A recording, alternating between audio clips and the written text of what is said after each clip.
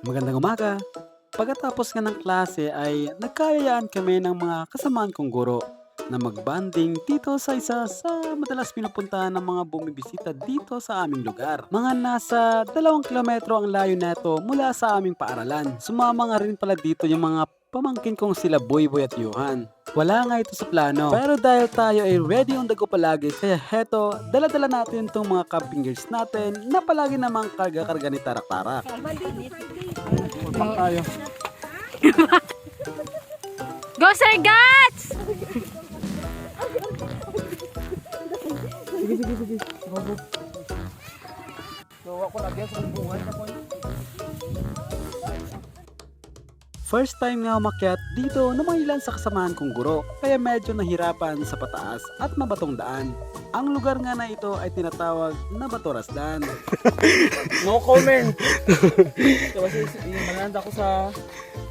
Dere. At dahil nga sa milulutuin kami sa taas, kaya heto, buhat-buhat ni Sir Gats ang water jug na medyo napahirap nga sa pag-akyat. No, sir. Hindi naman masyadong mataas ang akyatin dito, pero kung baguhan ka at hindi ka sanay sa mga ganitong gawain, ay talagang nakakakaba. Lalo at pag hindi mo kabisado kung saan ka kakapit at aapak pa akyat. Pero pag makarating ka sa taas, ay heto naman yung makikita mong tanawin.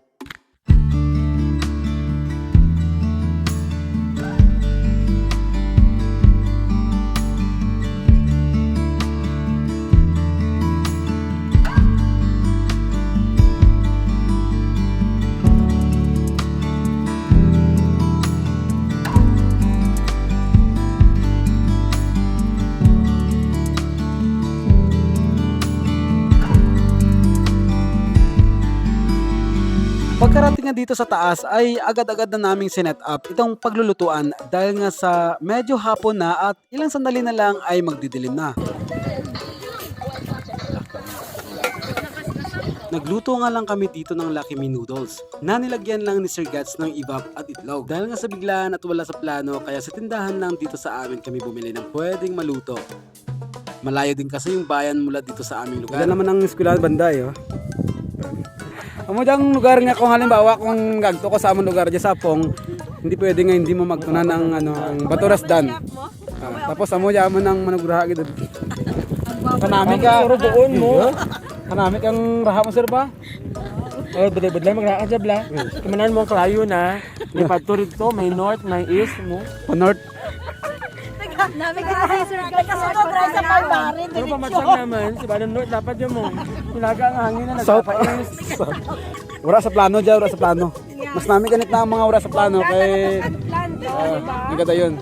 So, bali rin banda, ano dyan ang Miagaw, Baras, Tubungan, Iloilo.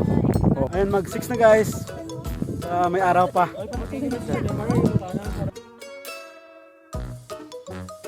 Napakasimple pero sa mga ganitong klaseng lugar ay talagang maa-appreciate mo ang ganitong luto. Mainit na sabaw, sa ganito kagandang kalikasan ba naman ang matatanaw. Kainan time. Ayun, oh.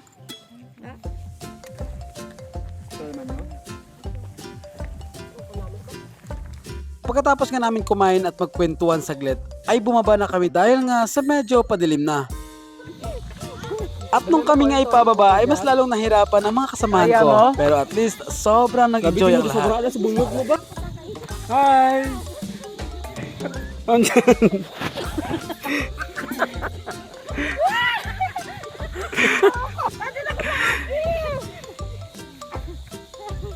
Okay lang sir.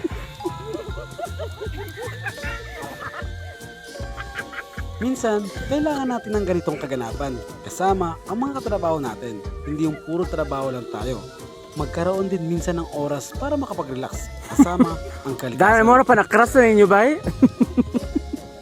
Ma'am Joy, ninay ka lang. Nag-enjoy ako sa view, sa babaw. Sorry, sa laang pang ano ko. Hey guys, uwi na tayo. Nga pala, maraming salamat sa panonood.